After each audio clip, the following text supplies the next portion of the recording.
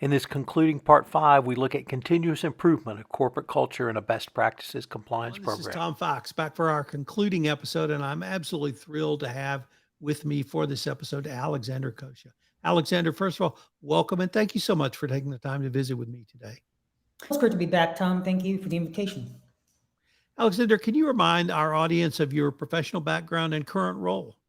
Sure. I currently work for the Volkov Law Group as the regulatory compliance manager and compliance consultant. I came from a litigation background originally, spent about 10 years in the trenches of commercial litigation as a paralegal, and then went in-house for Richard Branson's company, Virgin Galactic. And from there, my career just took off. So now I'm in a space that I enjoy, dealing with issues that are complicated, but that are fascinating. Andrew, I was thrilled to have you come on to talk about our topic today of continuous improvement. And so I was wondering, maybe to introduce this topic, how do you see this playing out within the overall context of culture? I wanted to briefly start with a basic premise of why an organization's culture is so important, and then delve into some of the details I think are incredibly useful for compliance officers who are faced with the daunting challenge of fixing cultural issues. So, at a very basic level, I think a culture that promotes, that encourages, that cultivates compliant behavior is substantially reducing the likelihood that an ethical lapse or legal infraction might occur. But on a more nuanced level, let's take it a step further. Creating a culture of compliance just makes good business sense in an era where consumers are more informed than ever before, and the new generation of employees are insisting that these organizations align with their values. So let's be clear here that cultivating a culture of compliance has tangible economic benefits as well. I'm really glad that you started at that point because, as much as you and I and others in our field focus on what the Department of Justice started talking about in October 2021 around culture and how the DOJ will look at it, you've hit upon, I think, the even more basic element. It's just good business sense. And the more Exactly. we can talk about doing things that the DOJ wants, but actually from the business perspective, we'll get not only greater buy in, but greater engagement from employees as well. Absolutely, Tom. I totally agree. Let's move into some of those, as you call them, nuances. If a client came to you and asked you, how would I think through or how would I start? How would you counsel them? So I think at a foundational level, it's helpful to remember that culture is an aspect of compliance that can be remediated like any other risk factor. I think there's a tendency to look at culture differently, and that shift in paradigm is actually dangerous because you lose focus on the problem. So the emphasis has to be on employing traditional compliance toolkits to tackle the root cause or causes of a culture that may not be compliance savvy. Now, how do you do that? First, you have to identify the problem. Otherwise, your time and effort is going to be wasted on becoming somewhat of a morale officer and cheerleader rather than a compliance professional. So you can do this in a number of ways. The most effective of which I think tends to be periodic anonymous surveys that attempt to qualitatively measure both how employees perceive the importance of compliance within the organization itself and how deeply compliance concerns are embedded into their daily work. Second, as the DOJ guidelines have stipulated for years now, and I concur with them wholeheartedly, you need to conduct a root cause analysis based on the information elicited from those surveys. For example, if the perception that management is lackadaisical when it comes to cultivating a culture of compliance out of sheer ignorance, that has to be addressed immediately by adopting appropriate measures, which might include retraining for senior management on the importance of compliance in the workplace. If the problem seems to be more operationally oriented, in the sense that the organization is willing to sacrifice its values at the altar of profit, then I think the board needs to examine the composition of the current senior leadership structure and clearly define the organization's risk tolerance. So, root cause analysis is a fundamental component here. And third, like any other compliance issue, once remedial measures are implemented, you need to closely monitor whether those measures are effective over time.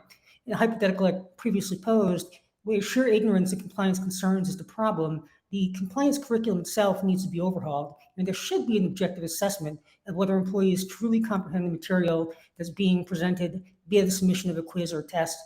That equips the compliance officer with the capacity to construct a macroscopic overview, if you will, of whether the revamped compliance curriculum is indeed effective, because you start to recognize certain trends in the data you collect. Now, all of that material is pertinent for two purposes, I think. Apprising the board of directors concerning the remediation of the underlying problem identified during the root cause analysis, and adjusting the organization's remedial direction if the solution initially adopted is ineffective. So that's fixing corporate culture 101. In fixing it, You have identified how to assess it or look at it, and then from the strategy that you put in place, how to monitor that strategy. But there still may be one more step. And I hate to say that everything's a continuous loop and you should always be doing continuous improvement. But the reality is the Department of Justice expects you to take the information you've been able to garner and then use that in a way going forward. So how would you advocate or what's it, that's not the right word. It's really counsel. How would you counsel a client to take the information that you've suggested they obtain on their culture and utilize that to improve? Is it focused training? Is it ongoing communications? Is it I think it's perhaps a I'm the sorry. compliance function stepping back and saying, we're riding at too high a level and maybe it's our responsibility? How do you really think through all of those variables? I think you bring up a very interesting topic, Tom, and I think there are a number of solutions that you can employ in terms of continuous improvement. I think you have to take a pulse check at least annually to make sure your culture is where you want it to be.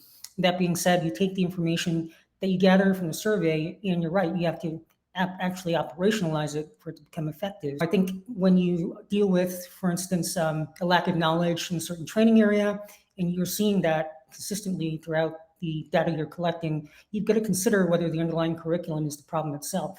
So I think really tackling that root cause analysis is something we need to be focused on. You used a great term there that I want to pick up on, pulse check. And first, I'm going to ask you to expand on that or explain that a little bit.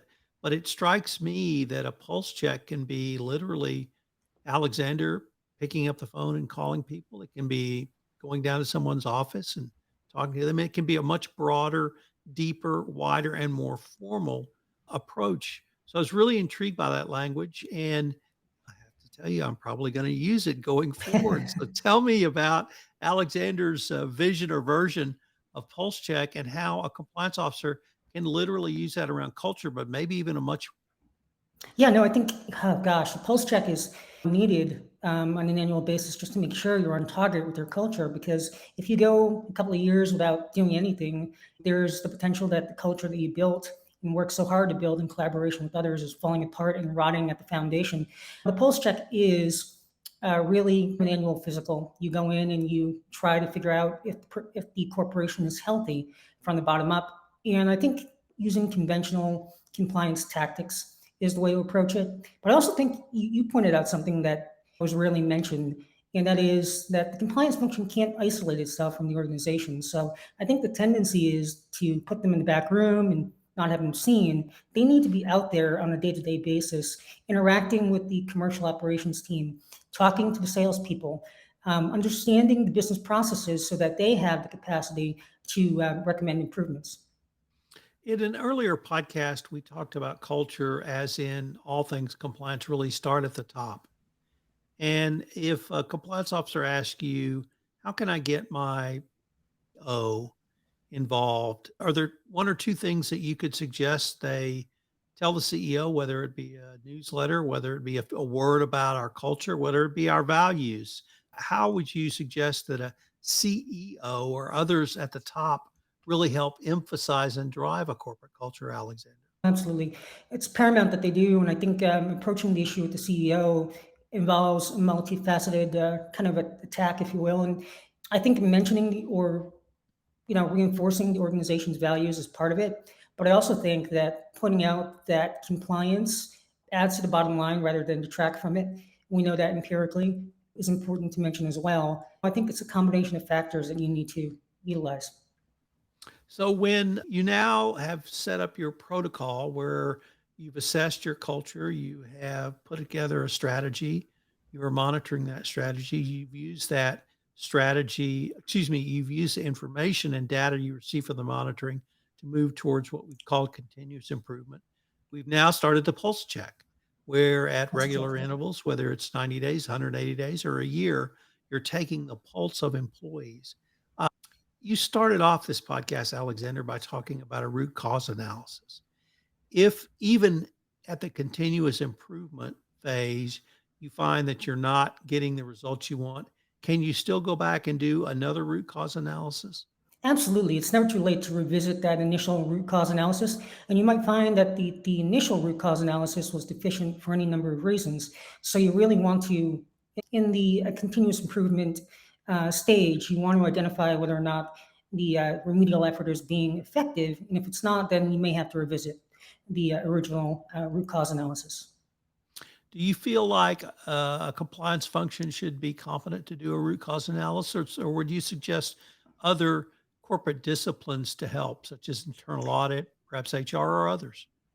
So I think the DOJ guidelines really emphasize repeatedly, rather exhaustively, root cause analysis. So it's something that compliance officers should be familiar with. But I also think it involves other stakeholders as well. To the extent we're talking about a culture that is rampant with corruption and bribery, for instance, you'd want the financial team to be involved, you'd want legal to be involved, you would want the compliance team to be involved. So depending on the situation that you're confronting, you really need to take account of which stakeholders within the organization can work collaboratively to solve the problem. Alexander, as we move towards the end of this podcast, I wanted to maybe step back and highlight some of the higher level concepts you provided here around culture. And I want to go back to what you started with, which this is not just a legal response or a regulatory response. This is just a good business response. And so I thought Absolutely. that'd be a great way to end if maybe you could reiterate that or expand on why you think culture is such a key to a business succeeding. Yeah, it really is. We've seen businesses fail because the organizational culture was terrible and the tone at the top was very authoritarian. And we've seen that throughout various sectors, but I think more in startups environments. So it's really important to pay attention to that. I think it's more important now because we're having people come into the workplace with choices and they are going to choose to align themselves with companies that have strong value systems and reinforce those values on a daily basis.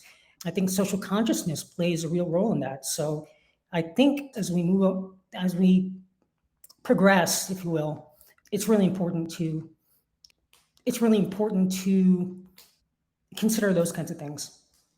Alexander, unfortunately, we are near the end of our time for this episode. But before I leave, I wanted to ask you if our listeners wanted any more information on yourself or the Volkov Law Group, where would be the best place or places for them to go? Sure, they can go to volkofflaw.com and there's a link to contact me there. My email address is akatoya, that's ACOTOIA at volkofflaw.com. And any of those means of work. Alexander, I wanted to thank you again for taking this time to visit with me and concluding our 5-part series. And I greatly look forward to continuing our conversations. Always a pleasure, Tom. Thank you. This is Tom Fox again. I hope you've enjoyed this special 5-part podcast series on the crucial role of culture in a best practices compliance program. This podcast series has been sponsored by Diligent. If you'd like more information on Diligent, check out the show notes as we link to them. This special 5-part podcast series is a production of the Compliance Podcast Network. If your organization would like a special 5-part series highlighting its people, products, or services, please contact me. I'm Tom Fox at tfoxlaw.com. Thanks again for listening, and we look forward to visiting with you again.